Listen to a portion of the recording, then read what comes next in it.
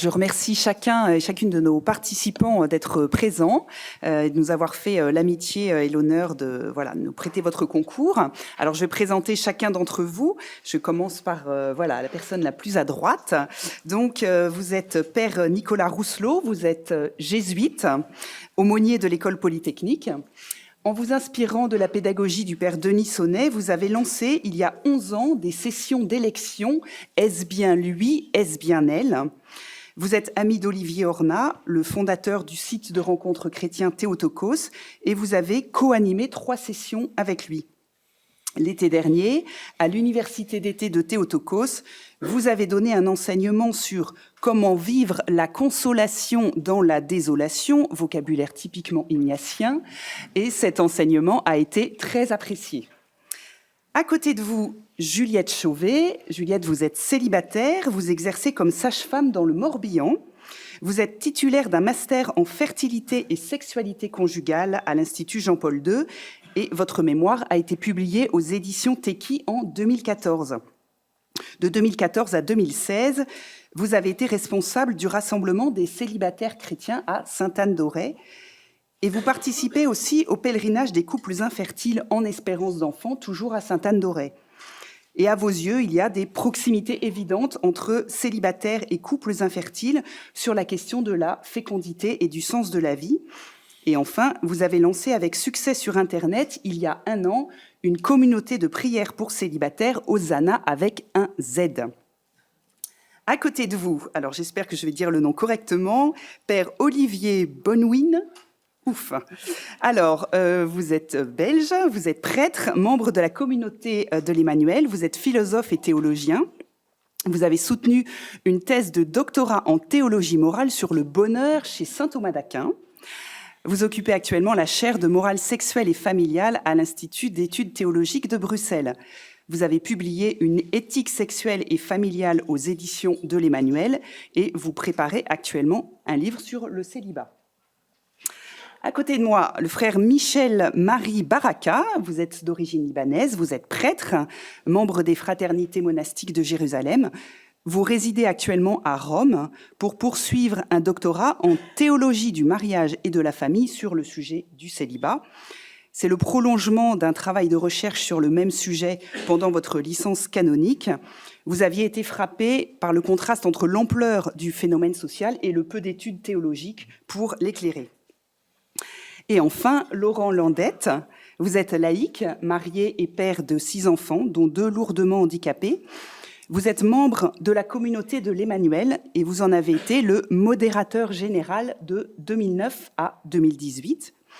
Vous avez été nommé cet été par le pape François au dicaster pour les laïcs, la famille et la vie et vous êtes sensibilisé depuis longtemps à la question des célibataires. Donc merci à chacune et chacun d'entre vous et nous allons donc commencer par écouter cette vidéo du père Christophe Théobald. La vocation au mariage et la vocation religieuse ne recouvrent pas la vocation la plus commune des chrétiens et des chrétiennes, qui est être baptisé. Et être baptisé et confirmé et de vivre sa vie chrétienne sans être marié, sans entrer dans la vie religieuse ou dans une vie consacrée ou dans une communauté, a toute sa légitimité. Parce qu'être baptisé, c'est le tout de la vie chrétienne.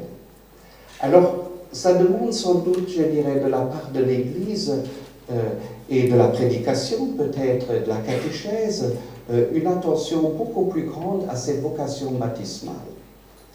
Et souvent dans l'Église, ça c'est un peu caché. Je pense par exemple, vous avez des belles Eucharisties, le dimanche des familles, où vous avez le 2 février, la journée de la vie consacrée, et donc vous voyez des personnes consacrées. Mais il n'y a rien, évidemment, pour les personnes baptisées qui sont célibataires. Et ce sont quand même eux, ou ces personnes-là, qui vivent la vie normale, chrétienne, comme tous les autres. Et du coup, je pense qu'il faut un peu le signifier aussi dans l'Église. Faut-il envisager, finalement, une pastorale des célibataires, comme on a une pastorale des gens mariés ou du mariage, préparation au mariage, accompagnement après le mariage. Non, je ne crois pas. On pourrait imaginer que dans une église diocésaine, par exemple, il y a une femme célibataire ou un homme célibataire comme référent. C'est-à-dire qu'il y aurait un peu une sorte de ministère de vigilance à ce que, je dirais, la pastorale du mariage, la pastorale familiale, ou je dirais l'accompagnement des consacrés, n'occupe pas toute la place et que les célibataires non consacrés aient aussi toute leur place dans une église diocésaine et dans nos églises paroissiales. Mais je ne suis pas sûr qu'il faut instituer pour ça une pastorale. Mais il me semble, pour des célibataires, il y a deux choses peut-être à dire. Il y a des étapes un peu cruciales à traverser et où il faut peut-être avoir un accompagnement spécifique. Mais je ne suis pas sûr que ça peut se régler au niveau d'un diocèse. C'est des sessions qui peuvent être organisées et pour faire un pas, pour passer une étape, par exemple de sortir de la comparaison, de ne pas rêver de l'impossible, de découvrir davantage son propre charisme. Mais il y a des groupements spirituels dans l'Église où on peut trouver ce genre d'accompagnement. Par ailleurs, pour les célibataires, il est peut-être beaucoup plus important de se retrouver dans des petites communautés mixtes, intergénérationnelles, mais aussi dans des communautés où vous avez des religieux, un religieux, une religieuse, peut-être 2-3 couples, des célibataires non consacrés, des fraternités dans lesquelles les différents états de vie ou vocations plutôt vivent ensemble et se fécondent mutuellement. Ça me paraît beaucoup mieux qu'une pastorale instituée. Alors, je vous propose pour commencer que chacun de nos intervenants puisse partager en quelques phrases une conviction fondamentale par rapport à ce sujet du célibat, ce qui vous paraît un enjeu essentiel à considérer sur ce sujet, alors sachant qu'évidemment, nos échanges permettront d'approfondir ce point. Donc voilà, là je vous propose plus en termes d'apéritif pour nous donner à voir tout ce que chacun pourra apporter. Alors, qui souhaite se lancer ? Bonjour à tous. Peut-être dans la table ronde, on aura l'occasion de réagir sur les vidéos qu'on a vues avant, mais je vous propose deux convictions. La première, je la tire du père Denis Sonnet. Il avait l'habitude de dire dans ses sessions le célibat non choisi n'a aucun sens, mais c'est à toi de lui en donner. Et c'est vrai d'abord parce qu'il est non choisi, c'est pour ça qu'il n'a pas de sens. Et puis, il y a, peut-être, on reviendra là-dessus, mais peut-être ce que Christophe Theobald a dit, il n'a pas parlé du mot d'élection, mais il y a un moment où j'ai un désir que je porte lié à mes charismes qui construisent la société et l'Église. Et je pense que là, le sens vient dans le célibat. Et tant qu'on n'a pas fait élection, tant qu'on n'a pas vu le sens de notre vie, on ne peut pas vivre. Et puis la deuxième conviction, qui est, excusez-moi, qui serait un peu provocatrice, mais je pense qu'il n'y a pas de problème de célibat. Il y a un problème des hommes. Les hommes en quel sens ? Les hommes au sens masculin du terme ou au sens être humain ? Oui, pardon, oui. Mais je ne voulais pas trop prendre la parole parce que si je me lance là-dessus, je vais être un peu long, mais en gros, et je veux surtout pas froisser personne, hein. Mais dans les sessions que nous avons l'été, je vous donne une anecdote. On était à Notre-Dame-du-Lot l'été dernier, et le père recteur qui donnait la communion est venu me voir après, mais qu'est-ce qu'elles font là ? Il a vu à la communion, il en était même distrait, j'ose pas dire troublé, mais des femmes qui apparemment avaient tout pour elles. Et c'est vrai qu'en les écoutant, en vivant dans ces sessions, on s'aperçoit que beaucoup, je ne dis pas toutes, mais beaucoup de ces jeunes femmes ou ces femmes sont prêtes à se marier, à devenir mère, maman, épouse. Mais en revanche, et là où je ne veux pas froisser du tout, dans ces sessions, il y a beaucoup d'hommes qui ne sont pas prêts à se marier. Donc ça nous... Excusez-moi, peut-être dès le départ, je déplace un peu la question, mais gardons-la en mémoire au moins. Merci. Alors Juliette, vos convictions fondamentales, le message essentiel que vous souhaitez poser dès le début de cette table ronde. Bonjour à tous. Alors je rebondis déjà sur ce que dit Monseigneur Théobald, que être baptisé a toute sa légitimité, et c'est ce que j'essaye de travailler dans mes communautés de prière, que avant tout nous sommes les enfants bien-aimés du Père. Et ça change tout, de se savoir aimer du bon Dieu. Et puis autre chose, on vit un manque, du manque, du vide peut jaillir la vie.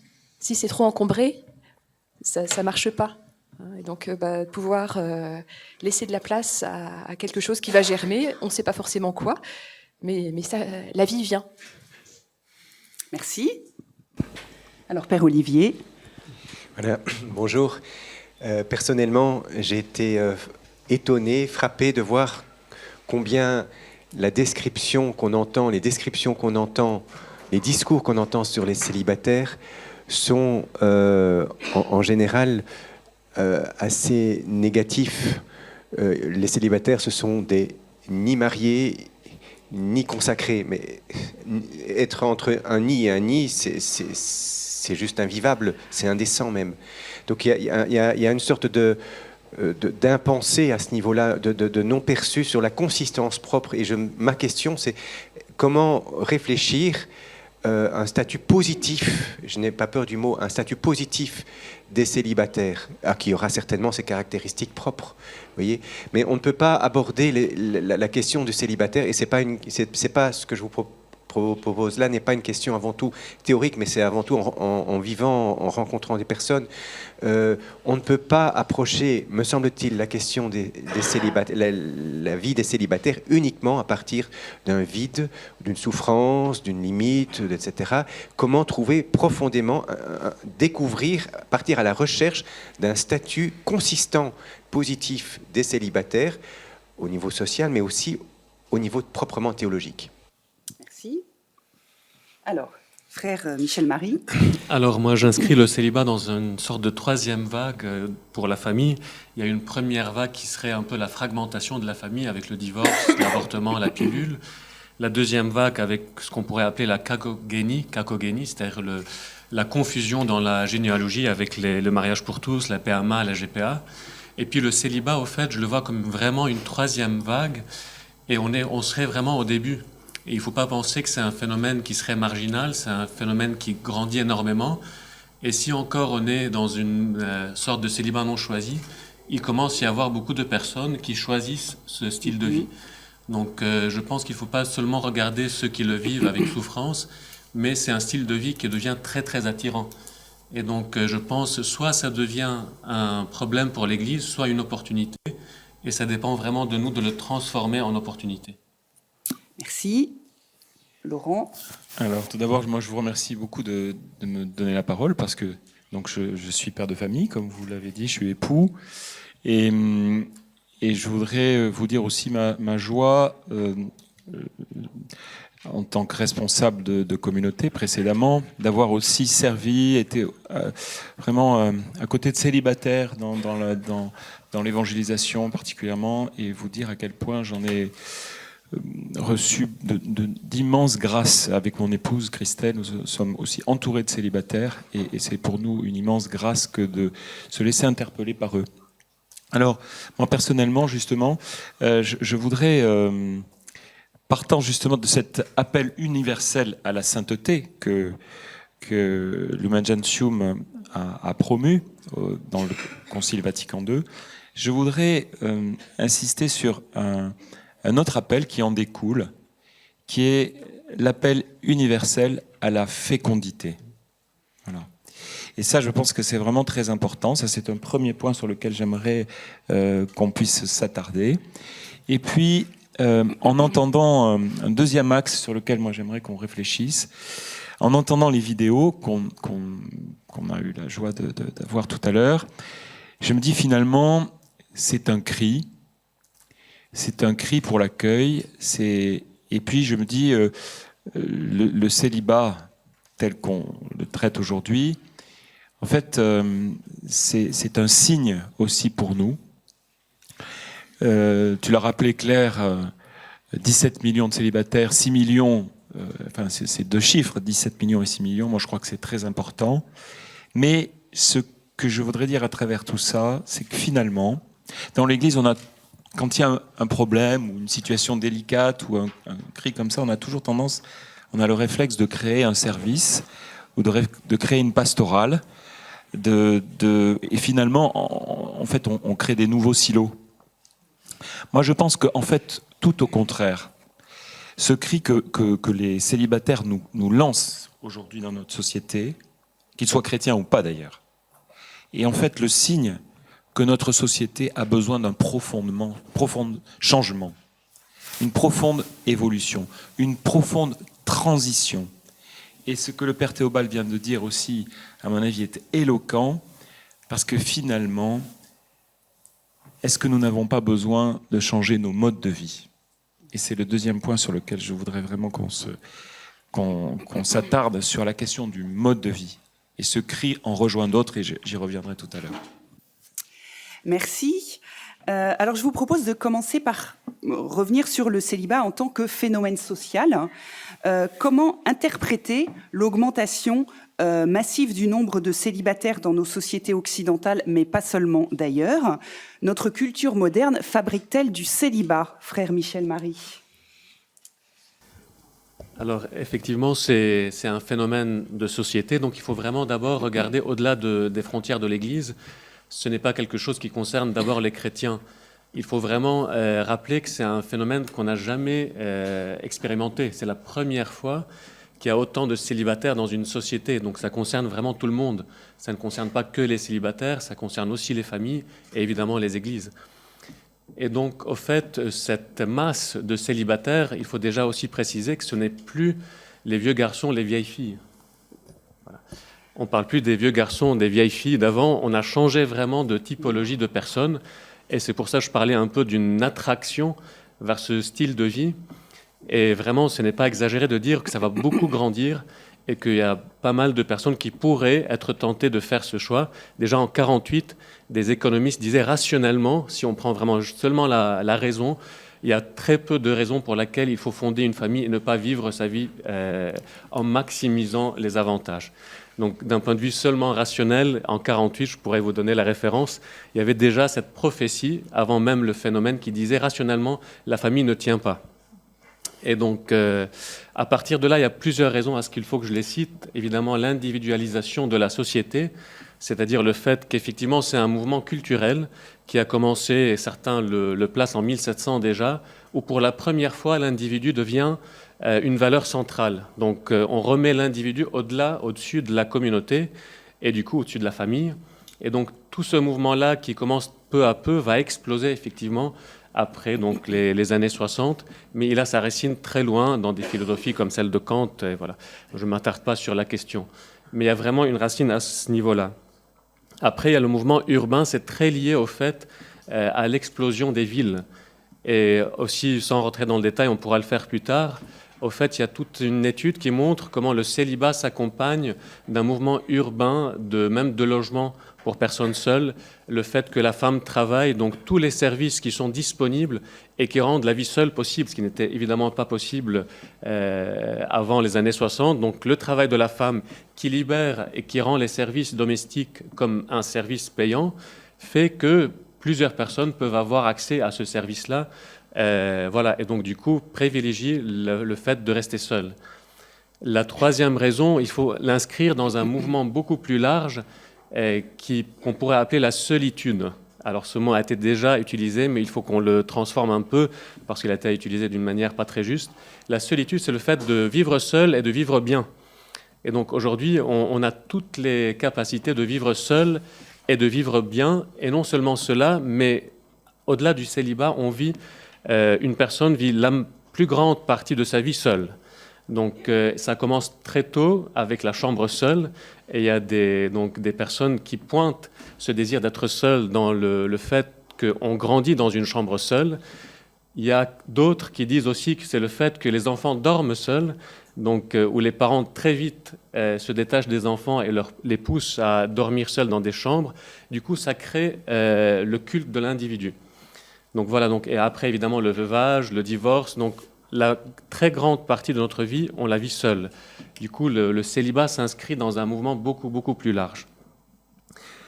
Je dis aussi rapidement 2 choses qui peuvent expliquer les racines de ce phénomène au niveau social. C'est que le mariage, on en a fait trop une affaire de sentiments, alors que dans la tradition, dans la Bible, ce n'est pas une affaire seulement des sentiments. Et un mariage qui serait fondé seulement, une relation de mariage seulement sur les sentiments, est très fragile. Et donc du coup, ça justifie, ça explique pourquoi des relations ne se construisent pas, parce qu'on a cet idyllisme un peu qui veut qu'on se marie seulement parce qu'on est amoureux. Ce qui n'est évidemment pas le fondement, l'unique fondement du mariage. Il est beaucoup plus profond déjà dans la Bible. Et puis, il faut aussi dire, même si on a du mal à chiffrer l'impact, c'est quand même la première génération après DAP, donc divorce, avortement, pilule. Donc, comment toutes ces lois ont influencé notre perception du mariage. La seule chose qu'on peut remarquer, c'est que nous sommes dans la première génération après divorce, avortement, pilule, et donc ça a eu un impact évidemment sur notre manière de percevoir le mariage. Il y aura beaucoup d'autres à dire, mais bon, je laisse aussi la parole à d'autres. Merci. Alors là, on s'est penché sur le célibat comme phénomène social, mais en quoi l'Église est-elle concernée par un phénomène social et qu'est-ce qu'elle peut en dire? Moi, je veux bien parler en tant que laïc. Moi, il me semble que la vocation de l'Église, et le Concile encore une fois nous le rappelle, on peut citer simplement Gaudium et Spes, les joies, les espoirs, les tristesses, les angoisses des hommes de ce temps sont aussi celles des chrétiens. Et il me semble que c'est précisément la vocation de l'Église de répondre aux besoins des personnes. Et j'irai même plus loin. Il me semble que tous les renouveaux de son histoire sont une histoire de réponse à des cris par des paroles ou des gestes d'amour. Les enfants sont illettrés, l'Église invente l'école. Les gens meurent dans la rue, l'Église invente l'hôpital. Voilà, je pense que et je crois qu'en fait finalement, ça rejoint un peu ce que je disais tout à l'heure. Je crois que la vocation de l'Église pour porter le Christ commence d'abord par écouter les hommes et écouter ses besoins. Et il me semble qu'aujourd'hui, ce qui est crucial, c'est un cri général sur nous ne pouvons plus vivre comme nous vivons. On le voit aujourd'hui encore, je ne sais plus si c'est le 13e ou 12e acte des Gilets jaunes, mais on voit bien que, en fait, finalement, il y a un cri pour un changement de société, un changement de monde. Et il me semble que l'Église est tout à fait à sa place, et particulièrement les laïcs qui sont aux avant-postes, et particulièrement, il me semble que les célibataires ont une vocation particulière dans la transition et dans le changement de ce monde, parce que les célibataires, ils sont l'Église. Et je crois que le cri qu'ils portent avec d'autres sont en fait une providence de Dieu.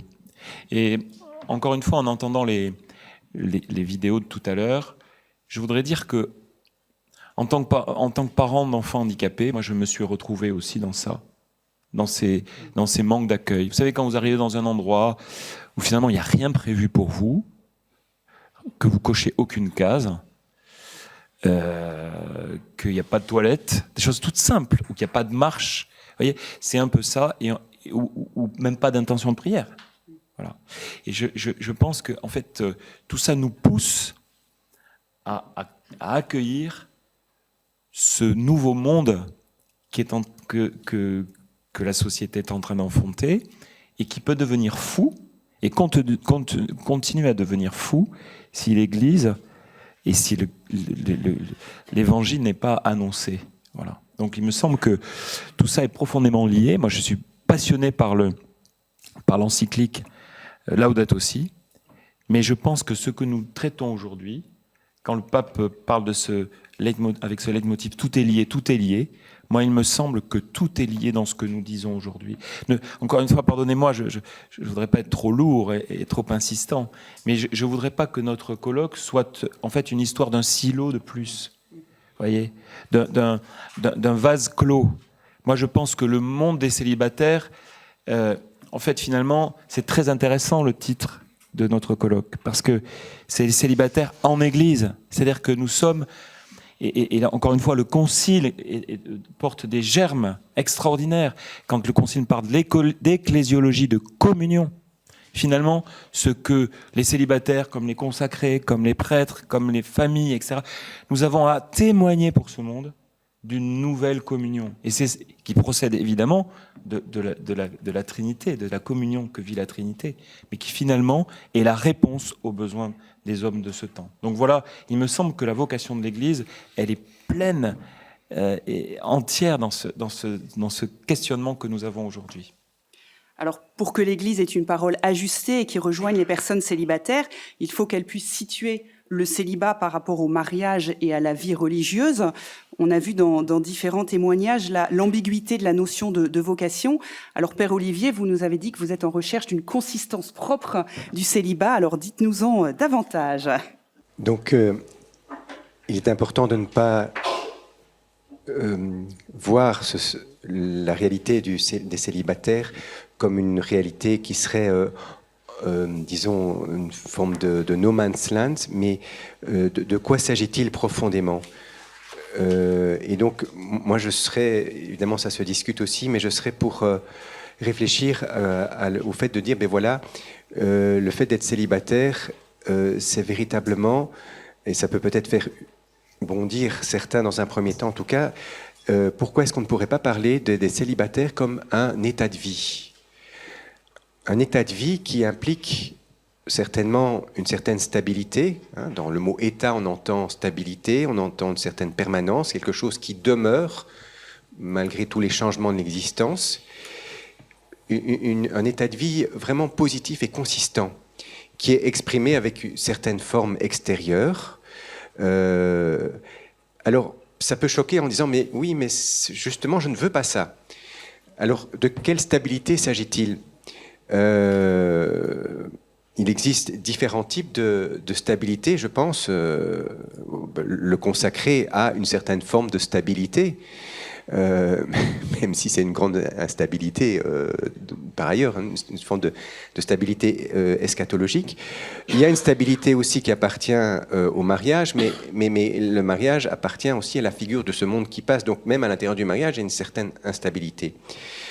Et donc, personnellement, moi, je pense que ce serait intéressant de penser aux célibataires en termes d'état de vie à l'intérieur duquel se trouve quelque chose d'inachevé, d'une certaine quelque chose d'une tension, d'une ouverture. C'est pour ça que je trouve que le logo qui a été inventé est magnifique. Hein. Il y a vraiment une ouverture. Et personnellement, je trouve que l'expression de célibat ouvert est beaucoup plus porteur. Donc c'est une stabilité qui est caractérisée par cette ouverture possible, souhaitée ou pas nécessairement d'ailleurs, souhaitée à la rencontre d'un partenaire de vie, d'une épouse ou d'un époux, et plus tard peut-être des enfants aussi. Avec, comme tout état de vie, certaines formes, certaines réalités, certains signes qui sont donnés, tant par la société que par l'Église. Voilà, alors ça c'est pour le statut comme tel. Je suis très heureux de soumettre cette idée au débat et de voir aussi que ce statut a une réalité face à Dieu, puisque comme il a été dit dans l'introduction de la vidéo avec le Père Théobald, nous sommes tous... je vais peut-être dire quelque chose un peu provoquant, mais par le baptême, nous sommes fondamentalement, nous avons reçu un statut extraordinairement fort. Voilà, un statut qui a ses différents niveaux et qui donne une réelle identité, une élection. Souvent, on se dit, mais je n'ai pas été choisi. Dans le baptême, il y a vraiment l'expérience d'une élection, et qui n'est pas uniquement initiale, mais qui est à chaque instant. Une alliance de corps, de cœur et d'esprit, hein, dans le baptême, il y a ça, une alliance d'ordre d'abord filial, fraternelle aussi dans le Christ, sponsale, cachée dans les épousailles du Christ et de l'Église. Dans le baptême aussi, il y a une véritable intégration ecclésiale, qui est parfois bien pauvre, hein, concrètement, il faut y travailler. Hein. C'est un don, mais c'est une tâche aussi à accomplir. Il y a également une véritable mission. Je partage une mission. Je crois qu'un des grands défis des célibataires, c'est de se dire, mais à quoi je sers ? Alors, en faisant mémoire, évidemment, de tout ce qu'ils font, on se rend compte qu'ils servent à énormément de choses. Mais quelle est ma mission ? Quel est mon sens dans la vie ? Qu'est-ce que je peux bien... Et quels sont mes charismes, non seulement personnels, mais aussi à l'intérieur même le charisme est toujours un don de l'Esprit Saint au service de l'ensemble du corps. Donc, comment discerner les charismes spécifiques des personnes célibataires ? Voilà, donc je suis je pense, comme l'intervenant précédent, Laurent Landette, les célibataires ont vraiment, me semble-t-il, j'en suis sûr, des trésors à communiquer. Le tout, est-ce que nous pouvons les percevoir, pouvons-nous les accueillir, et pouvons aussi, je pense qu'on a besoin de se révéler les uns aux autres. Est-ce que nous sommes capables aussi de les aider à révéler les trésors dont ils sont porteurs ? Ce que je dis là peut sembler peut-être un peu idéaliste, mais après je suis vraiment prêt à descendre dans le concret des choses. Mais donc l'idée centrale là derrière, c'est de dire, il y a bien sûr qu'il y a des souffrances. Comme prêtre, on en entend beaucoup de tous les styles, d'ailleurs pas uniquement des célibataires, mais bien sûr qu'il y a beaucoup de souffrances, etc. Mais si on aborde cette question-là uniquement par la souffrance, on ne va pas en sortir, et ça devient une réalité complètement invivable. Par contre, si on y discerne quelque chose de positif, de bon, qui est transformable, hein, mais qui a aussi une véritable consistance ecclésiale, commune, et j'ajouterai encore un élément, comme qui vient d'être aussi dans l'intervention juste précédente, mais avec une utilité sociale, pas uniquement ecclésiale, mais sociale importante pour ce monde qui advient.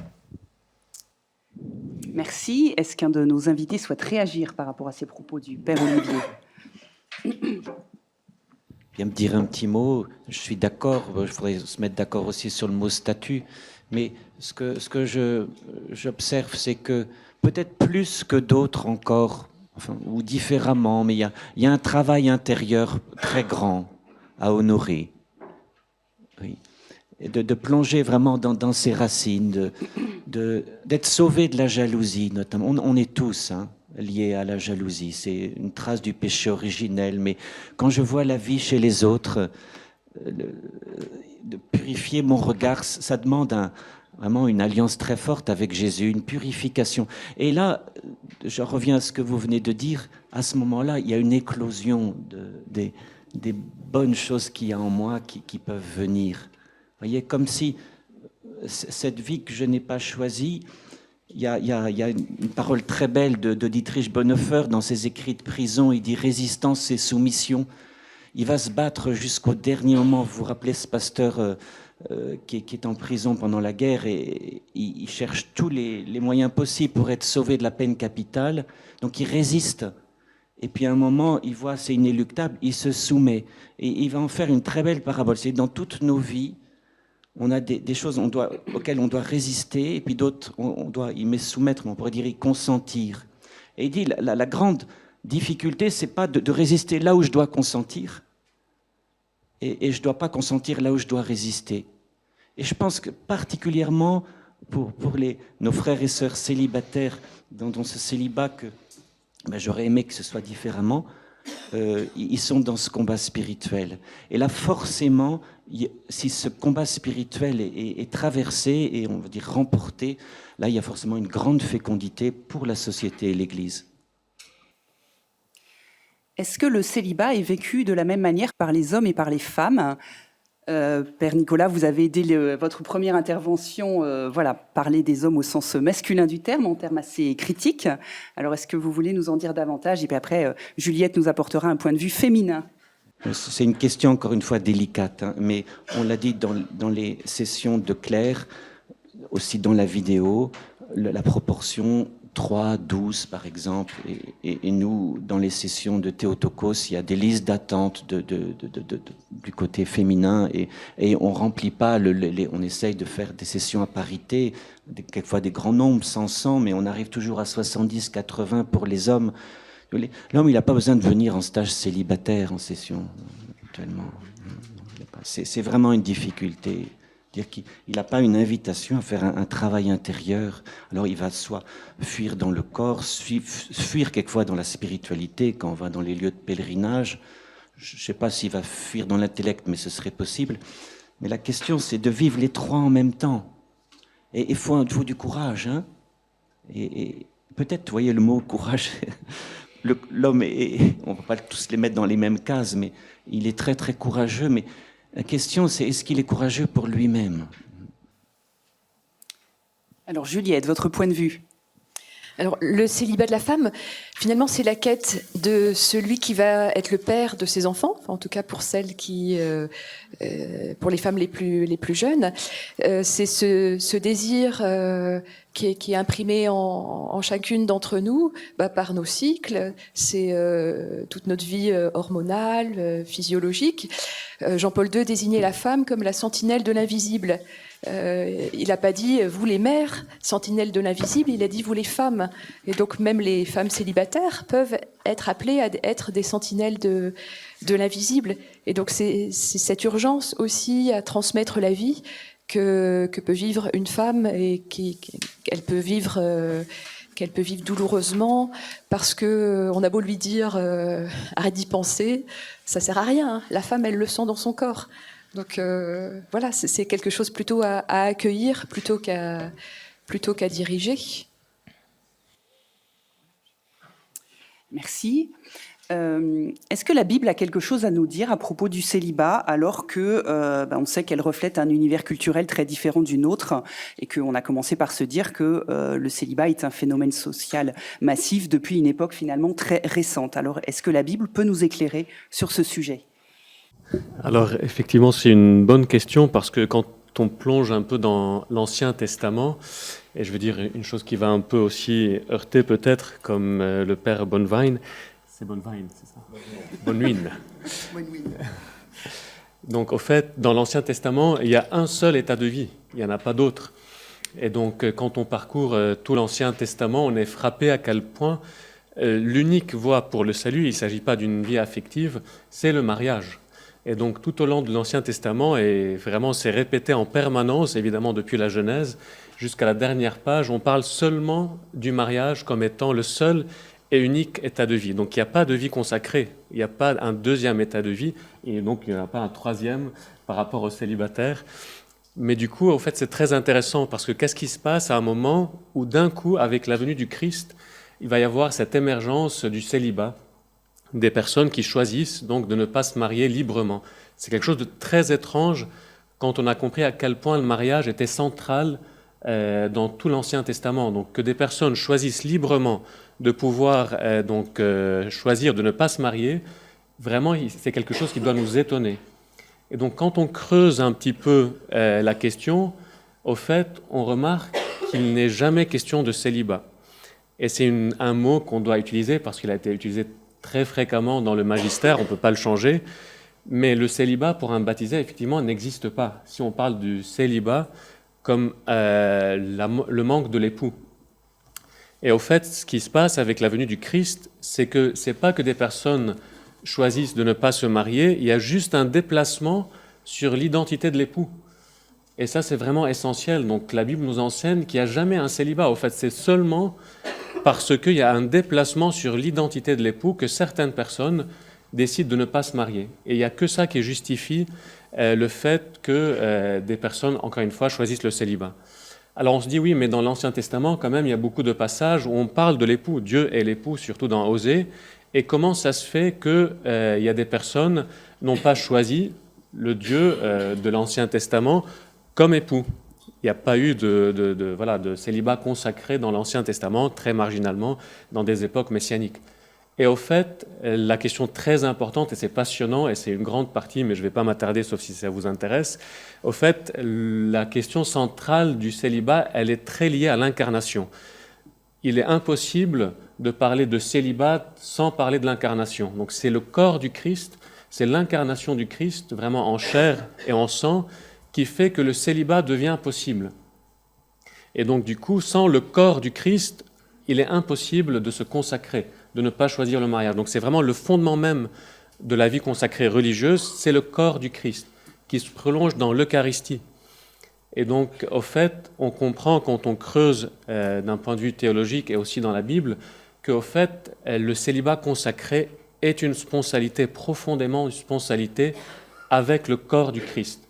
Parce que la sponsalité, la définition de la sponsalité, c'est deux corps qui s'unissent en une. Et c'est vraiment l'acte de la communion, l'acte eucharistique, c'est l'union de deux chairs en une seule. Et donc, du coup, effectivement, le célibat consacré n'en est pas vraiment un célibat, sauf si on parle du célibat comme un non-mariage. Voilà, mais ce n'est pas une non-sponsalité. Et du coup, ça renvoie aussi du coup, au baptême. Le baptême, c'est vraiment un sacrement profondément nuptial. Et donc, si vous regardez la liturgie du baptême, on parle très souvent du Christ époux. Et du coup, à ce moment-là, il nous est donné l'époux. Et donc, c'est ça qui nous sauve, entre guillemets. Parce que le problème du non-mariage, le problème des singles, pour reprendre un terme plus moderne, le problème des singles, c'est qu'ils n'ont pas l'autre dans leur vie. Et c'est ce manque de l'autre qui pose beaucoup de problèmes, même au niveau de la théologie spirituelle, on pourra en parler. Mais ce manque de l'autre, pour un baptisé, il n'a pas lieu d'être, parce qu'on a l'autre. On a l'autre non seulement comme parole, on a l'autre comme corps. Et du coup, ça résout tout. Et je pense qu'encore une fois, pour 1000 raisons, les célibataires, on va continuer à les appeler comme ça, même si le terme n'est pas très adapté, les célibataires sont une chance pour l'Église, mais aussi parce qu'ils mettent en lumière, un, le baptême, sûrement, et deux, la sponsalité. Et je pense qu'à travers les célibataires, on peut redécouvrir cette figure du Christ époux qui est centrale et que nous devons vraiment tous la redécouvrir. Le Christ est l'époux. Et quand on a compris à quel point c'est la sponsalité qui est la vraie préparation au mariage, on se dit que toute cette chaîne, il faut qu'on la démarre très tôt par le baptême, par l'Eucharistie, par la première communion, en expliquant que le Christ, c'est l'époux. Et plus on va l'expliquer en amont, plus cette situation de non-mariage ne sera plus problématique. Donc vraiment, c'est une redécouverte du Christ époux, de la sponsalité qui se vit dans le baptême, qui se vit dans l'Eucharistie, qui vraiment est la réponse de cette incarnation du Christ. Donc la Bible, vraiment, il y a un seul état de vie, pour répondre à la question de départ, c'est celui du mariage. Il n'y a pas d'autre choix. On a besoin de l'autre pour grandir. Et cet autre, il nous est donné dans le Christ incarné. Voilà. Alors, est-ce qu'un de nos participants souhaite réagir ? Toujours sur la question de la Bible, on pourrait réfléchir sur le célibat de Jésus. Un Espagnol, Pagola, a écrit de très belles pages dans un livre qui est paru au CERF, Approche historique. Il dit Jésus a inventé un célibat.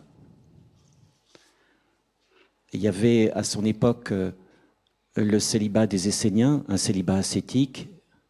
Il y avait le célibat de Jean-Baptiste, qui était encore d'un autre ordre. Il y avait le célibat, paraît-il, d'un rabbin qui disait qu'il était amoureux de la Torah. Alors on disait, mais tu es en contradiction avec ce que tu dis. Il n'est pas bon que l'homme soit seul. Croissez, multipliez-vous, dit la Genèse. Il dit, mais oui, mais j'aime tellement la Torah. Mais Jésus n'était pas un amoureux de la Torah. Et ce que Pagola montre, c'est que Jésus n'a pas choisi son célibat. Alors que c'était complètement culturel. Si vous connaissez un peu la façon dont les Juifs, et encore aujourd'hui, mais prennent la question du mariage quasiment dès l'enfance, surtout dans un petit village de Nazareth de 150 habitants. Donc il a été profondément transculturel et son célibat est venu comme une conséquence de son amour pour le royaume. Et il a cru qu'en étant célibataire, son père pouvait combler son cœur. Et qu'il était tout disponible aux pauvres. Et ça, il faudrait le méditer, il faudrait l'enseigner, le célibat de Jésus, parce que moi, on ne me l'a jamais appris au séminaire, et c'est bien dommage, ni dans mes études après dans la compagnie. C'est quand même une très très bonne nouvelle, et par rapport au thème que nous abordons, là, il y a une perspective théologique passionnante. Merci. Alors, je vous propose qu'on passe à la deuxième partie, voilà, plus pastorale, et qu'on commence par regarder une nouvelle vidéo. Je suis venu à m'intéresser aux personnes célibataires alors que j'étais curé en Charente et que je vois à la sortie d'une messe deux jeunes femmes, l'une que je ne connaissais pas et l'autre que je connaissais, qui était une amie de très longue date, de l'eau vive, et 15 ans avant. Et nous nous retrouvons et nous décidons de faire un pèlerinage en Terre Sainte en 1997. Nous partons avec ces deux jeunes femmes et bien sûr aussi des amis, tous célibataires. C'est cette intimité que nous avons eue pendant 10 jours qui me permet de découvrir en fait la réalité dans son ampleur sociologique et dans sa profondeur psychologique. Et j'ai senti devant moi le défi, qui est un défi alors spirituel, quelle mission, quelle fécondité pour des personnes qui sont dans une condition de vie très particulière d'un célibat non choisi. Alors à partir de 1997, on se dit qu'il faut qu'une expérience première se poursuive. Et nous commençons à fonder des groupes sur Paris, à reprendre un groupe sur Lyon, qu'on réoriente en ce sens. Et puis d'autres groupes vont naître. Jusqu'à un moment donné, on va se fédérer avec des orientations locales diverses, mais sous une bannière Notre-Dame de Louis. Et puis Louis, on s'entend bien, ce qui permet d'écouter, hein, c'est cela, ce sont les oreilles.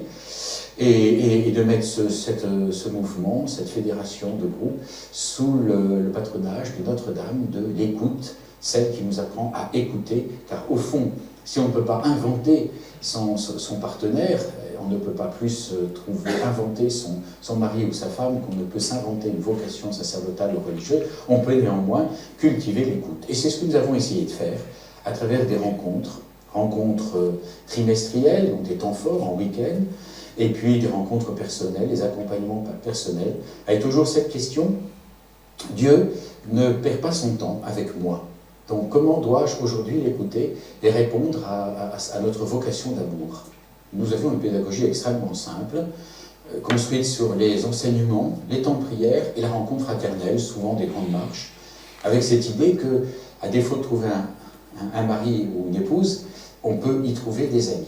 Et l'une des plus grandes joies qui m'ait été donnée, c'est de voir que des personnes, souvent très isolées, malgré des relations sociales intenses, eh bien, ils ont découvert des amis et des amitiés qui restent. Or, je crois que l'amitié, dit Jésus, est une dimension très importante, une incarnation de l'amour et de la charité chrétienne.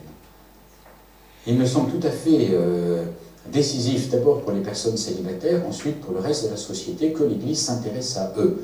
Pour les personnes célibataires, parce qu'elles ont le droit, elles aussi, d'avoir un accompagnement de la Mère Église, un accompagnement qui leur permet de développer tout ce qui est en eux, la puissance de l'Esprit Saint, la foi, l'espérance, la charité, voilà, selon une pédagogie appropriée. Et non, ils ne sont pas mariés, ils ne sont pas en couple, on ne peut pas parler du sacrement du mariage, on ne peut pas parler de vie consacrée. Alors, de quoi va-t-on parler, si ce n'est de ces sacrements de l'initiation qui vivent souvent à plein et de façon très missionnaire.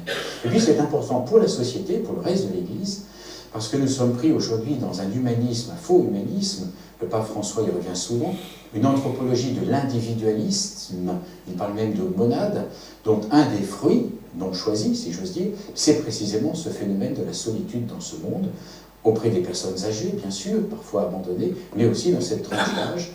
Et s'en occuper serait une sorte de réponse formidable à cette anthropologie de l'individualisme, au profit d'une anthropologie de la personne qui est relation, d'abord avec la transcendance divine, et puis bien sûr avec son prochain. Voilà, donc nous allons parler maintenant davantage des manières d'accompagner et de rejoindre les personnes célibataires. Alors d'abord, est-ce qu'on peut oser parler de bonheur aux personnes célibataires alors que quand même souvent elles vivent douloureusement cet état de vie? Comment parler de bonheur à quelqu'un qui souffre, en fait? Je crois que c'est ça la vraie question. Et c'est vrai que quand on vit une épreuve, quelle qu'elle soit, encore une fois, je permets d'étendre à d'autres situations, on est pris parfois dans un engrenage de victimisation. Et on peut se centrer sur soi, et il y a une espèce de logique qui est parfois implacable, et qui est... Voilà. Et alors qu'en fait, il me semble qu'il y a aussi une possibilité de saisir cette épreuve à condition de l'attacher à la croix et de... peut-être qu'on peut conseiller de relire aussi ce que dit Jean-Paul II sur le sens de la souffrance et le sens aussi de l'épreuve comme évangile supérieur, dit-il. J'aime beaucoup cette expression. Et en fait, finalement, pour passer d'une dynamique stérile de victimisation à une dynamique d'évangélisation et d'annonce et de joie. Et il me semble que ce que nous dit le pape François à ce sujet est assez éloquent. Parce que il insiste sur la fécondité, et c'est ce que je disais au début, et si je peux me permettre de rappeler quelques éléments de ce que dit le pape. Il dit, je trouve ça très beau, et ça peut nous permettre justement de rebondir et d'aller plus haut, et d'être dans une dynamique de joie.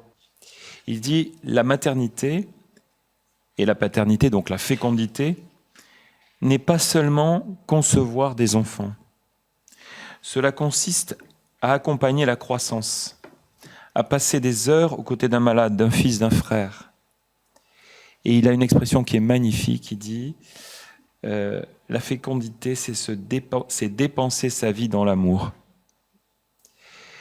Dans cet amour de tendresse et de fécondité, de paternité et maternité.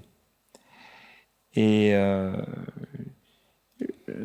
permet de rappeler aussi à nouveau le concile qui dit il est évident que la fécondité de l'apostolat des laïcs dépend de leur union vitale avec le Christ. On vient de l'évoquer. Vraiment, c'est cette question d'union aussi sponsale aussi que tout baptisé est appelé à vivre avec le Christ. Et c'est de là que peut surgir ce désir de dépenser notre vie dans l'amour, quoi. Et alors, un autre passage du pape François que je ne résiste pas à vous citer, qui m'a énormément touché ces derniers jours alors que je préparais ce moment. Il s'agit d'une homélie, vous savez, ces fameuses homélies de Santa Marta du matin, là. Il dit deux choses. C'était à l'avant 2017, donc le contexte est important. Il dit, alors que Dieu veut que chacun vive pour donner la vie, alors que Dieu veut que chacun vive pour donner la vie physique ou spirituelle, le diable veut la stérilité. Elle est incarnée par ceux qui vivent pour eux-mêmes, les égoïstes ou les vaniteux. Le diable est celui qui fait grandir la zizanie de l'égoïsme et il ne nous rend pas féconds. Et il rajoute ceci, qui est, je pense, très, très important dans le contexte que nous évoquons aujourd'hui. Toujours dans ce contexte de l'Avent, quelques jours avant Noël, où l'enfant Jésus n'est pas encore déposé dans la crèche. Et il dit, il y a là un couffin vide à regarder. Cela peut être le symbole de l'espérance parce que l'enfant va naître, mais aussi un objet de musée, vide toute sa vie. Et il rajoute, notre cœur, quel que soit, ça c'est moi qui le dis, quel que soit notre état de vie, notre cœur est un berceau. Et il nous interroge en disant, est-il toujours vide ou est-il ouvert pour recevoir continuellement la vie et donner la vie ? Pour pouvoir recevoir et être fécond.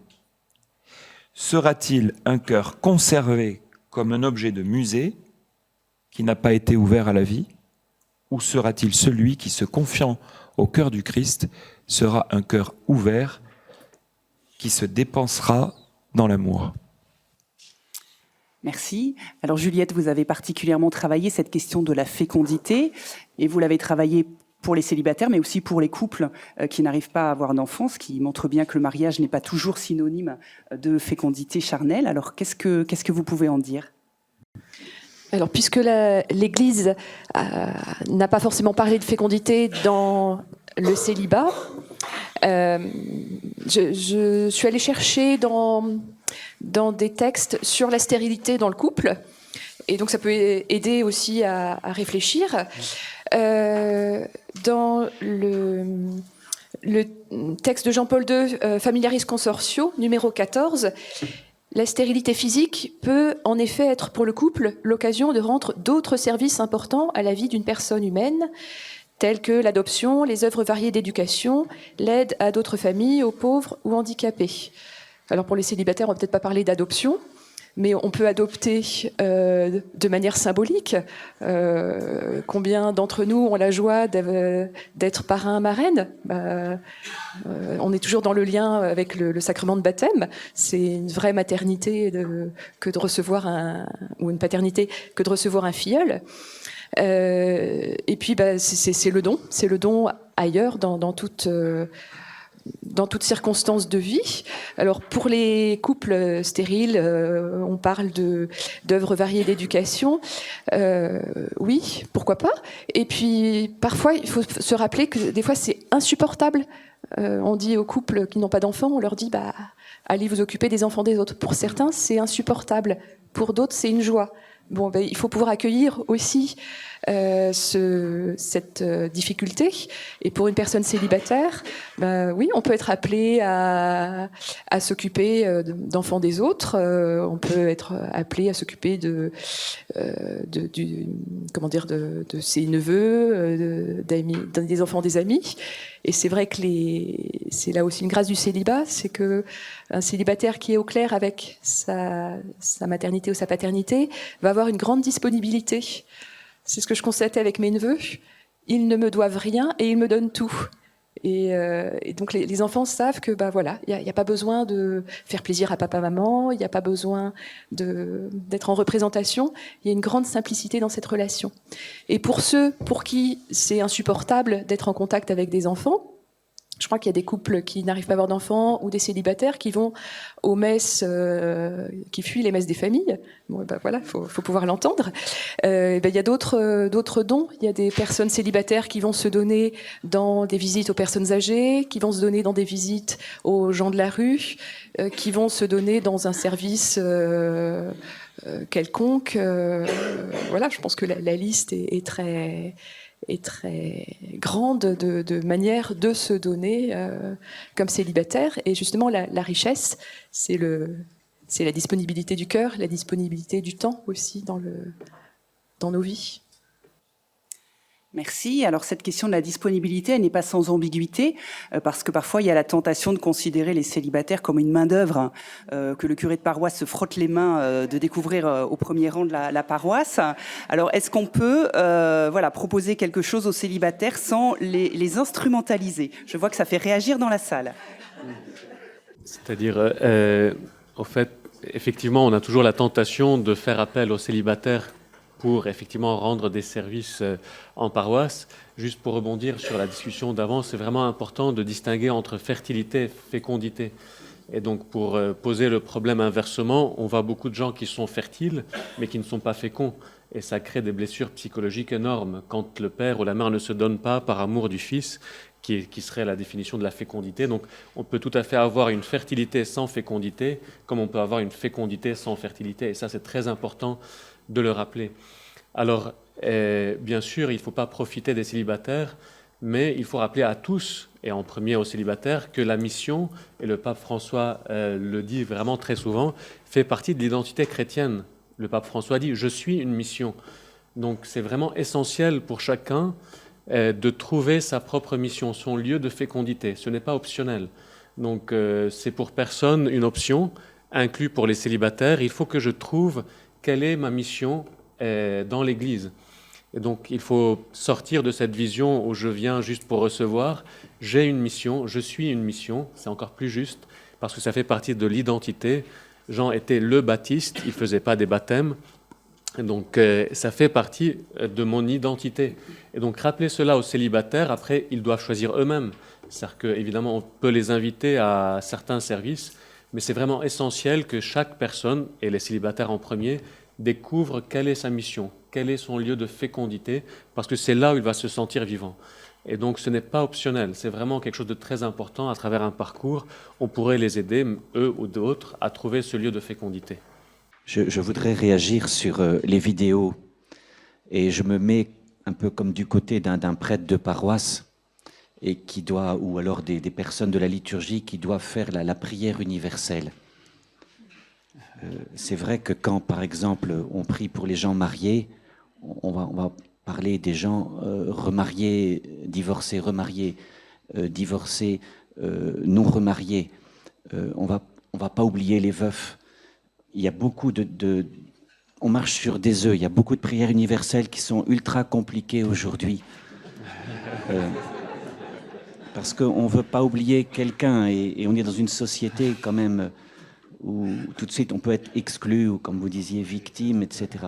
Moi, je me suis demandé pourquoi eux, ils n'écrivent pas la prière universelle, ou pourquoi l'une demandait que l'Église fasse un groupe, pourquoi il n'y ait pas assez de leaders. On a reçu beaucoup de questions là. À aucun moment c'est venu. À un moment, avec Théotokos, il y avait ce qu'ils appelaient la bande athéo. Il y a eu jusqu'à 900 personnes parce que c'était des célibataires qui s'étaient levés, il y avait des leaders. Bon, le problème, c'est que ça n'a pas tenu. Et puis, l'Église ne dit pas non plus débrouillez-vous, il faut être là, bien sûr. Mais ça m'a un petit peu étonné. Notamment, il y a une personne qui fait la communication de la paroisse. Elle dit le problème, c'est l'accueil. Ça, je ne comprends pas, là. Oui, vous voyez un peu ce que je veux dire. Oui, oui. Autrement dit, non pas d'abord faire des propositions pour les célibataires, mais les faire aussi avec eux et en les invitant finalement à être pleinement acteurs dans l'Église. Oui, puis surtout s'ils ont une place dans la paroisse, il faut au moins écrire la prière ou demander qu'on l'écrive. Oui, ce qui serait un moyen de sortir de la victimisation oui. que vous avez évoquée, oui. Laurent, puis, sur le fait, voilà, on fait rien pour moi. Puis la deuxième chose, je voudrais dire, c'est notre Église est en burn-out, hein, ou à la limite, parce qu'on ne peut pas aller vers tous. Et les prêtres, les confrères, ils vont crever. Hein.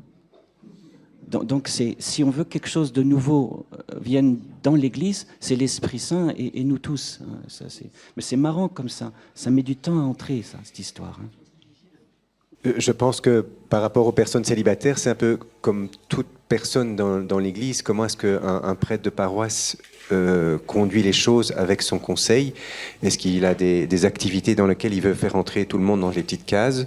Ou bien est-ce qu'au contraire, est-ce qu'il n'a pas le souci de chaque personne en se disant tiens, mais pour cette personne-là, telle chose pourrait être bien? Et donc, je pense que c'est aussi une question de façon de conduire les choses en équipe pastorale.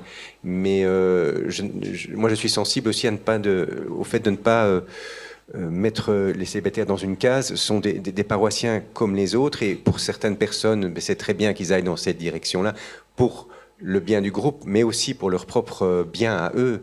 Je crois que ce à quoi on est tous attentifs, quel que soit notre état de vie, c'est est-ce qu'on est regardé pour nous-mêmes et pas uniquement pour les services qu'on peut rendre. Voilà. C'est une question me semble-t-il, de sens pastoral. Et indépendamment de ça, enfin, à l'intérieur de cela, le pasteur, c'est celui qui connaît ses brebis. Quand je dis pasteur, c'est pas uniquement le prêtre, mais c'est celui qui connaît ses brebis, dont les brebis connaissent la voix aussi. Donc, ça veut dire qu'il y a une proximité, j'ai presque envie de dire une fraternité aussi entre le pasteur et les brebis, qui fait que c'est à l'intérieur de cette communion-là que la mission peut avancer, peut être portée, vous voyez, et pas dans une sorte de pyramide avec un chef, des sous-chefs, des sous-sous-chefs. Et puis, vous voyez, il faut ça aussi en partie, mais en deuxième position. C'est d'abord des gens qui, l'Église, me semble-t-il, c'est une communion de frères, et on se met ensemble, on se retrousse les manches. Il y en a qui sont évêques, il y en a qui sont prêtres, il y en a qui sont ceci, il y en a qui sont cela. Mais c'est très bien. Mais à la limite, excusez-moi, mais c'est secondaire. Ce qui me semble essentiel, c'est le pape François, me semble-t-il, est assez sensible à cela, cette conception de l'Église comme fraternité à laquelle chacun a sa place. Et ce qui nous définit les uns par rapport aux autres, c'est pas d'abord d'être marié ou pas marié, etc. C'est d'abord ce lien de fraternité. Et on sait bien que c'est pas simple, un lien de fraternité, hein, quand on voit l'histoire de Joseph et de ses frères, et quand on voit nos propres histoires familiales entre frères et sœurs, ça se passe souvent très bien, mais derrière parfois des beaux sourires, et les notaires qui sont ici pourraient en témoigner de façon particulière. Il peut y avoir des relations mais c'est ça, vous voyez. Et donc c'est comment à l'intérieur même de cette société fraternelle, ecclésiale, on peut porter une mission ensemble. Mais ça implique, me semble-t-il, que le pasteur ait un regard vrai sur les personnes célibataires. Et donc, qu'il puisse voir notamment qu'une personne célibataire, au même titre que tous les autres, a à intégrer dans sa vie personnelle les 3 grandes dimensions constitutives que sont l'amour de soi-même, l'amour des autres qui prend la forme de différentes formes d'alliance, et puis la fécondité qui est multiforme, mais qui est pas simplement dans le faire, dans le lire quelque chose à la messe ou dans imprimer des je sais pas quoi, vous voyez. Je pense que ces 3 dimensions-là sont constitutives de toute personne, et tous on a à les travailler aux différents âges de la vie et les retravailler constamment. Voilà. Est-ce que les célibataires ne témoignent pas aussi parfois d'une forme d'idéalisation du mariage, et peut-être en particulier d'idéalisation du mariage chrétien ? Je suis frappée par tous ces célibataires qui pensent que ils sont seuls et donc ils font l'expérience de la solitude, mais s'ils étaient mariés, forcément le conjoint serait aimant, attentif, présent, que forcément ils auraient des enfants. Or, bien des gens mariés dans cette salle ou ailleurs pourraient témoigner que ce n'est pas forcément le cas. Et quand on voit le nombre de mariages qui se terminent par un divorce, il n'y a peut-être pas de quoi envier tant que ça le mariage. Oui, mais j'interviens comme je suis marié. C'est pas contre vous, hein. Non, je tiens à dire aussi qu'il y a des couples où c'est super. Non, mais ceci dit, en dehors de la boutade, moi je crois que franchement, on ne sert pas non plus les familles et les couples à les idéaliser. Je pense que finalement, on les met en danger. Quand je vois, parfois, c'est un autre débat, mais quand même, je me permets de le dire, ce que l'on peut dire comme solution absolue, quand on dit, voilà, s'il est prêt de se marier, ça réglerait tous les problèmes. Je pense que c'est un leurre, parce que l'institution familiale et la famille est aussi en crise et en difficulté. Et c'est pour ça que je m'étais permis tout à l'heure de dire que tout est lié, parce que je pense que finalement ce que les célibataires vivent, encore une fois, nous renvoie à des choses plus larges que leurs propres problèmes, parce que ça renvoie aussi aux problèmes des familles. Et à ce stade, je me permets de dire que, insistant sur cette question du mode de vie, moi je pense qu'il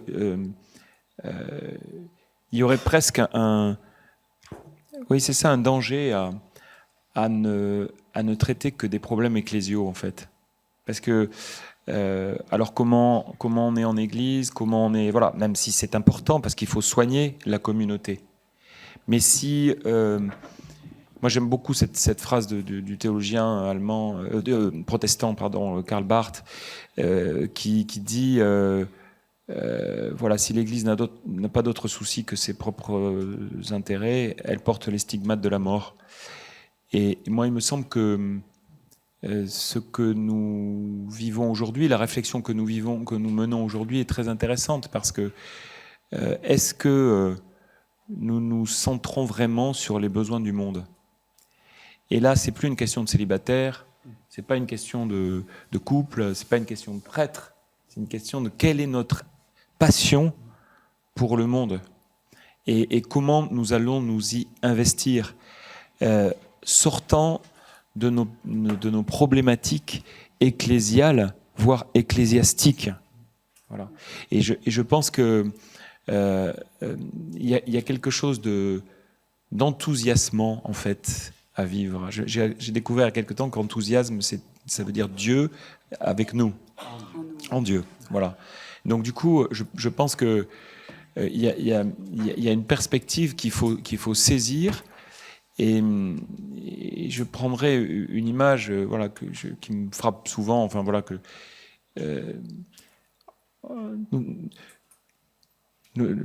les problèmes que nous vivons, y compris dans l'Église, enfin avec les difficultés que vit le clergé aujourd'hui, et on voit bien ce passage qu'il y a à vivre. En fait, si c'était aussi une chance, si tout ça était une providence, on a parfois, et quelles que soient les situations que nous vivons, que que ce soit les célibataires, les familles, les prêtres, en fait, tout est en crise, en fait. Et on est parfois avec un regard d'accompagnement de mourants. Et finalement, on donne une thérapie qu'on donne à un mourant. Alors qu'en fait, nous sommes dans une salle d'accouchement. Et qu'en fait, nous sommes en train d'assister à une naissance. C'est pour ça qu'il y a des contractions. C'est pour ça que c'est douloureux. C'est pour ça que ça fait mal. Mais ce que nous vivons est extraordinaire. Je rencontrais la semaine dernière des séminaristes qui étaient un petit peu désespérés par rapport à la situation de l'Église aujourd'hui. Forcément, ils sont dans le doute un peu. Mais je dis, mais voilà, mais gardons ce regard d'espérance, parce que toutes les périodes dans l'Église où il y a eu des difficultés, peut-être parfois pires, hein, il y a eu toujours un sursaut et un renouveau qui vient de cette réponse aux besoins des gens. Et il me semble que nous sommes dans cette situation-là, et je leur disais, mais voilà, la réponse, c'est la sainteté. Est-ce que nous voulons être des saints? Et pour ça, c'est pas se dire, est-ce que mon couple va bien, va mal, je prends mon pouls toutes les 5 minutes pour savoir si ma femme m'a bien parlé ou si j'étais gentil. Alors bien sûr, il faut aussi reconnaître ses fautes aussi, hein, mais la véritable question, c'est est-ce que j'ai une véritable vie spirituelle aussi? Est-ce que ma vie est enracinée en Dieu? Est-ce que j'ai une authentique vie de prière fidèle et constante pour chercher la volonté de Dieu sur ma vie, comme dit Jean-Paul II dans Christi Fideles Laici, là, c'est magnifique. Quand on ne sait pas quelle est la volonté de Dieu, mais est-ce qu'on prie vraiment? Et en fait, finalement, la vie de prière, elle nous oriente, bien sûr, vers Dieu, qui nous renvoie vers le monde, et qui nous permet aussi de nous poser les bonnes questions. Vous voyez, est-ce que je suis pris ou est-ce que je me donne? Est-ce que j'excuse ou est-ce que je pardonne? Est-ce que les services qu'on me confie, est-ce que je les prends ou est-ce que je les remets? Est-ce que vous voyez, des choses qui font que finalement notre vie est bien orientée vers le Christ. Et je pense qu'une des grandes difficultés en fait que nous vivons, c'est parce que nous n'avons pas assez de vie spirituelle et que nous ne sommes pas assez enracinés dans une authentique vie qui nourrie par la parole de Dieu. Moi, souvent, je suis frappé de voir des gens qui vivent des difficultés. Bien sûr, je me mets dedans, hein. Mais je dis, mais est-ce que tu pries? Tout simplement. Est-ce que tu pries? Et je pense que là aussi, nous retrouvons aussi cette véritable fécondité et cette naissance à laquelle nous sommes appelés à collaborer parce que ce monde est en train de naître. Alors la prière, c'est bien sûr essentiel, mais certains célibataires peuvent en avoir une image faussée. Je pense à ces personnes qui multiplient les neuvaines, les intentions de prière, les pèlerinages, et qui disent Dieu répond pas, parce que voilà, Dieu ne m'a pas permis de rencontrer le conjoint que je désire rencontrer. Donc ça peut être aussi une forme de blocage spirituel et humain d'ailleurs. Mais la vie spirituelle, c'est pas la vie dévotionnelle, hein. Dites-nous en plus. Non, moi je suis frappé de voir que justement, précisément, on est. J'ai rien contre les neuvaines. Vous avez cité neuvaines. Hein, j'ai rien contre ça. C'est peut-être un moyen de grandir, etc. Mais la véritable question, est-ce que nous sommes nourris de la parole de Dieu? Voilà.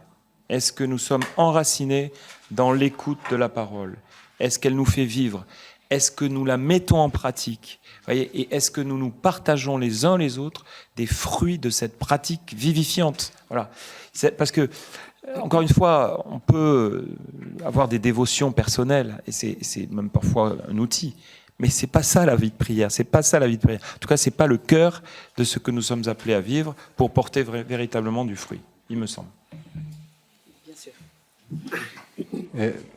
Il me semble que ce point-là est particulièrement important. C'est si on n'est pas engagé avec son affectivité, avec même son corps, avec sa raison, avec sa culture, etc., dans une intimité avec le Seigneur, eh bien, c'est normal qu'on cherche d'autres sources de vie, oui, et donc qui ne sont pas négatives en elles-mêmes, mais je veux dire, si on n'est pas engagé dans j'ai presque envie de dire, dans un corps à corps avec le mystère du Seigneur, eh bien,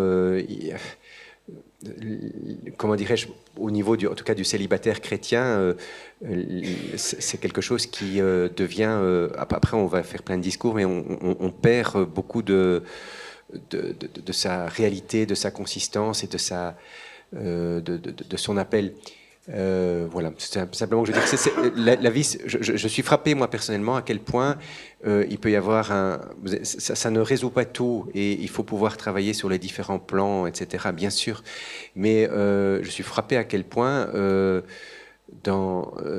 à quel point la vie mystique, mais concrète des célibataires peut être extrêmement, et notamment eucharistique, peut être extrêmement centrale pour notre réflexion. Oui, je vous taquine un peu, Père, mais ça pourrait, votre description pourrait être fusionnelle de la vie spirituelle. Tout ce que je pense. Oui, oui. Et la difficulté, c'est que nous allons dans des sanctuaires, on peut vivre un corps à corps, parce que je n'ai pas justement d'époux, le Christ est mon époux, mais je peux être complètement en décollage du réel. Et c'est des gens très très saints, très pieux, dévotionnels, et ils iront à l'Eucharistie tous les jours, mais on voit bien qu'il y a une quête d'être unis à quelqu'un. Et ça, il faut couper la fusion, il faut la quitter. Parce que ça, ce sera un mirage, ce sera un refuge, pas au sens refuge de haute montagne, mais îlot qui me coupe parce que ma vie est trop dure. Donc il faut descendre et l'assumer et être certain que le Christ me prend par la main pour que je prenne mes décisions et je quitte l'imaginaire. Et ça, personne ne peut le faire à ma place.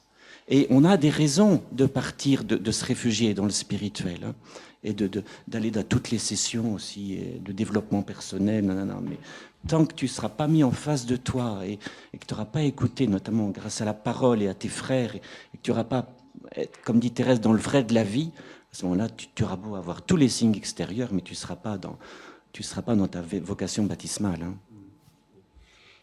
Je suis complètement d'accord. Je vais essayer juste d'ajuster le tir. Ce qui me semble-t-il important à percevoir aussi, c'est que le célibat, c'est pas une absence de relation, mais c'est une certaine forme de relation à autrui. Voilà. Et à partir du moment où ça devient une absence de relation, que ce soit relation vis-à-vis de soi-même, pour x, y raison, que ce soit une absence de relation vis-à-vis des autres, très concrètement autour desquels je me trouve, ou de relation avec Dieu, il y a quelque chose qui fait que le célibat se vide de lui-même. Alors oui, c'était simplement pour dire effectivement le problème qui a été souligné, et c'est un problème pour tous les chrétiens. C'est-à-dire cette déconnexion du réel et ce refuge dans le spirituel est un problème pour tous les chrétiens, pas seulement des célibataires. Donc ça, c'est vraiment un problème de la vie spirituelle qu'il faut traiter, effectivement.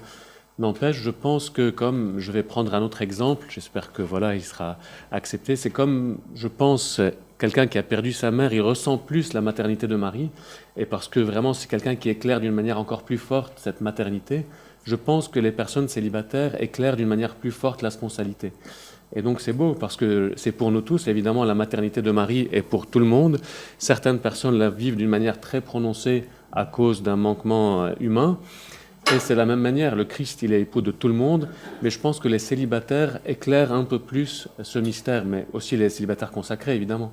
Et donc du coup, je pense que il faut ajuster, c'est-à-dire que évidemment il faut les ramener sur terre, toujours, mais tout le monde, c'est-à-dire que ça concerne vraiment tous les chrétiens. C'est très important. Et en même temps, je pense qu'ils éclairent d'une manière plus importante ce corps à corps avec le Christ qui est vraiment important. Oui. Alors, le réel de nos vies, c'est en particulier la question du corps. Alors, comment est-ce qu'on peut aider les célibataires à vivre ce que l'Église leur propose, c'est-à-dire la chasteté, donc concrètement le renoncement à l'exercice de la sexualité?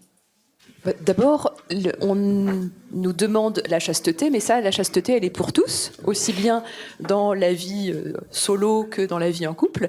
Et puis, on ne nous demande pas de renoncer à notre féminité ou à notre masculinité. Et ça, c'est aussi important d'habiter son corps de femme, son corps d'homme, et avec ses joies, avec ses limites. Voilà, donc là, je pense qu'il y a toute une quête qui est une quête d'identité, mais qui est une quête pour notre monde, qui est l'homme, qui est la femme aujourd'hui. Voilà, enfin, je pense qu'on est en plein questionnement quand on parle de la théorie du genre, quand on parle de plein de choses associées. Voilà, donc l'Église a une réponse à donner, et pas que pour les personnes vivant seules. Je suis pas sûre que juste là, en 3 minutes, on puisse déblayer le sujet. Alors, même s'il y a une chasteté propre, sans doute, aux personnes mariées, le célibataire, c'est quand même autre chose, quoi. Alors, si on veut être dans le réel de la vie, qu'est-ce qu'on peut en dire? Après, il ne faut pas... comment dire je crois que reconnaître qu'on a des pulsions sexuelles, qu'on a des désirs, c'est qu'on est humain, c'est qu'on est incarné aussi. Et ça, peut-être qu'on peut déjà aussi le dire, l'affirmer. Et puis la pulsion sexuelle, c'est de l'énergie. Donc qu'est-ce qu'on en fait? C'est là où on en revient à la fécondité. Comment est-ce qu'on va se donner? C'est évidemment une immense question, et bon, voilà. Mais je dirais 2 petites choses. La première, c'est que c'est un peu paradoxal. On ne naît pas chaste, on le devient. La chasteté est un travail qui se fait au fur et à mesure de la vie, avec des débats et des combats qui ne sont pas toujours liés au péché. C'est pas parce qu'on a des débats et des combats que c'est... Voilà. Mais c'est un travail à reprendre aux différents âges de la vie, qui sont différents en fonction des histoires de chacun, qui sont... qu'on soit homme ou qu'on soit femme, ça prend des tournures aussi différentes, etc. Donc c'est un combat, et un combat d'intégration de cette énergie forte qui est à la racine même de notre personne. Et donc voilà, ça c'est une première chose qui me semble importante. Deuxièmement, ça nous invite à être humbles et modestes, et en quelque sorte de ne jamais se décourager, parce que ça c'est une des difficultés, c'est de pouvoir, comment dirais-je, vivre ce combat-là à l'extérieur d'une dynamique de miséricorde et de temps, hein, d'herbe qui pousse avec le bon grain livré, voilà, ça pousse à travers le temps. Donc la question de la vertu du temps, ce sont 2 éléments que je voudrais mettre simplement en lumière. Et voilà. Et puis je pense aussi que parfois ça peut être utile dans ce travail-là, de pouvoir aussi, dans la mesure du possible, de se faire aussi aider par des personnes qui peuvent éviter les pièges liés à la sexualité, et qui peuvent aussi créer des culpabilités ou des comment dirais-je, des fermetures ou des moments de profonde désespérance qui sont tels que, voilà, je pense qu'il y a parfois des relais, des personnes relais qui sont précieuses à pouvoir, qui ont une compétence dans ce domaine-là. Il faut bien voir que, enfin, on le sait tous, c'est quand même au XXIe siècle, c'est une des grandes, comment dirais-je, un des grands défis de nos générations. C'est de toutes les générations, depuis Adam et Ève. Hein. Mais enfin, là, il y a quelque chose de nouveau, enfin, relativement nouveau dans l'histoire de l'humanité, qui fait que, enfin, en tout cas dans notre société occidentale, qui fait que nos générations, tout état de vie confondu, mais célibataires en particulier aussi, on a à relever ce combat avec modestie et, comment dirais-je, et réalisme aussi, beaucoup de réalisme. Alors, je vous remercie.